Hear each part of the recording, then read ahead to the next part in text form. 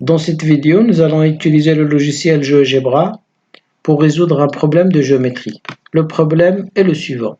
Étant donné un triangle ABC, donc on connaît les trois côtés, quel est le rayon du cercle inscrit dans ce triangle? On sait que le centre du cercle inscrit dans un triangle, c'est le point d'intersection des bisectrices. Les trois bisectrices d'un triangle sont concurrentes. Leur point d'intersection, c'est le centre du cercle inscrit. Il suffit donc d'en tracer deux.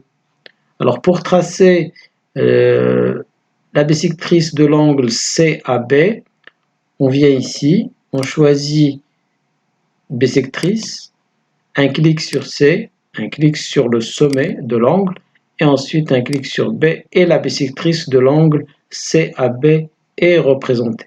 On trace de même la bisectrice de l'angle ACB. Ces deux bisectrices se coupent en ce point. On va lui donner un nom. Donc on vient ici, intersection, un clic sur la première bisectrice, un clic sur la deuxième bisectrice. Le logiciel l'appelle D, on va le renommer, on va l'appeler I. Donc on supprime D, on remplace par I et on appuie sur OK. Nous allons maintenant projeter le point I orthogonalement sur AB, sur AC et sur BC. Pour cela, on va représenter la droite passant par I et perpendiculaire à AB. Ensuite, ce point-là, le point d'intersection avec AB, c'est le projeté orthogonal de I sur AB.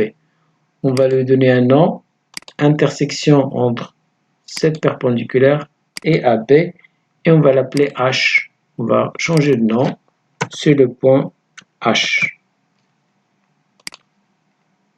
Nous avons de même représenté le projeté orthogonal de I sur BC, qu'on a appelé K, et sur AC, qu'on a appelé G. Nous allons maintenant tracer le cercle inscrit dans ce triangle. C'est le cercle passant de centre I, passant par le point G. Donc on vient ici, on choisit centre, cercle, centre, point. On clique, le centre c'est I, le point c'est G, et le cercle est bien à l'intérieur du triangle ABC, c'est le cercle inscrit dans ce triangle.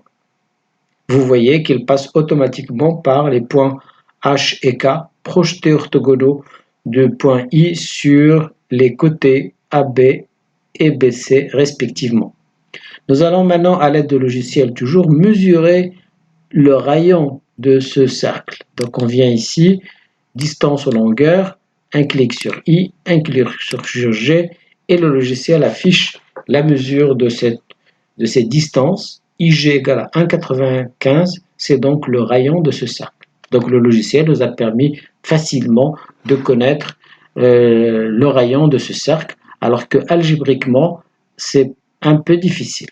Nous allons voir dans une activité un cas particulier d'un triangle rectangle